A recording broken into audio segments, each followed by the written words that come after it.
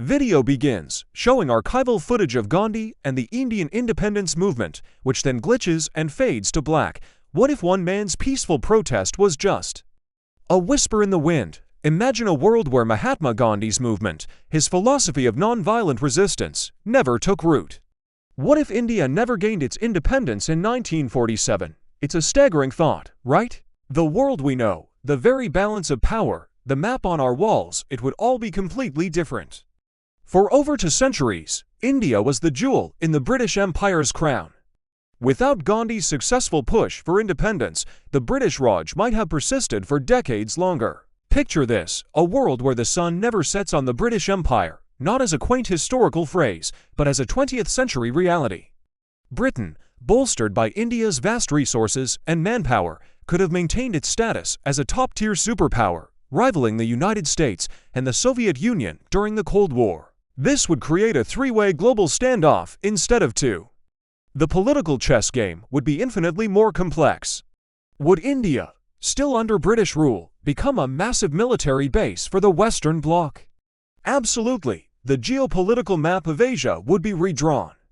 Countries like Pakistan and Bangladesh wouldn't exist as we know them.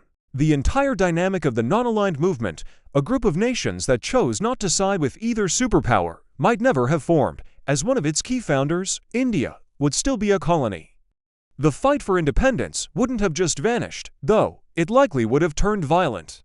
Without the unifying, peaceful leadership of Gandhi, frustrations would boil over. Imagine decades of guerrilla warfare, uprisings, and brutal crackdowns across the subcontinent.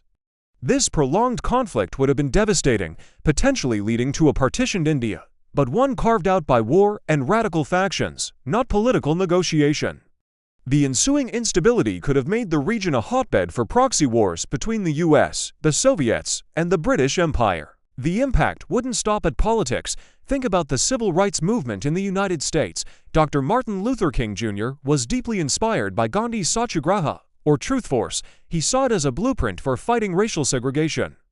Without Gandhi's successful example, would Dr. King have found another path? Perhaps, but the non-violent strategy that defined the movement might have taken much longer to develop, or it might have been overshadowed by more militant approaches. The fight for equality in America and elsewhere could have been a far bloodier, more protracted struggle. Now, let's consider the technological and scientific landscape. A British-controlled India would mean that India's brightest minds would continue to fuel the engine of the empire. The brain drain wouldn't be a post-colonial phenomenon, it would be official policy. Indian scientists and engineers, who in our timeline helped build their own nation's space program and IT sector, would instead be working for British corporations and research institutions. Could this have accelerated certain technologies? Possibly.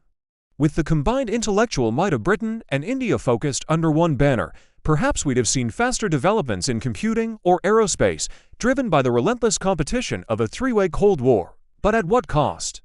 India's own technological identity would be erased. There would be no Indian Space Research Organization, no Bengal, or as a global tech hub. Innovation would be centralized in London, not dispersed globally.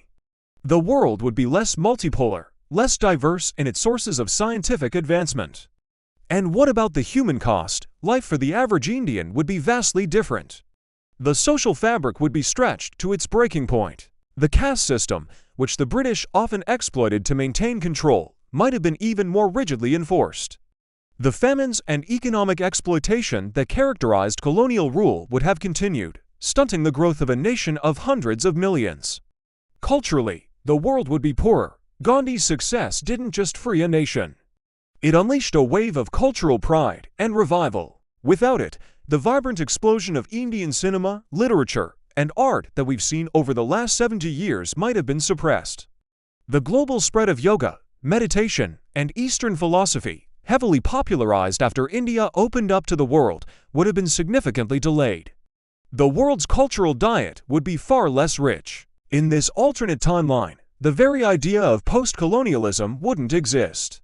The wave of independence movements that swept across Africa and Asia in the 50s and 60s might have been stalled. Many of those movements looked to India as the trailblazer. Without India's success, would-be leaders in Kenya, Ghana, or Vietnam might have felt their own struggles were hopeless. The world map today could show a vast patchwork of European-controlled territories, a 21st-century scramble for Africa and Asia. So, a world without a successful Gandhian movement is a world where an empire persists, where the Cold War has three players, and where the fight for civil rights and national liberation everywhere is dealt a severe blow. It's a world with a different technological trajectory and a less diverse cultural landscape. It shows us that the actions of one person, armed with a powerful idea, can genuinely change the course of history. The success of nonviolence wasn't just a victory for India. It was a turning point for the entire world. What do you think would be the biggest change?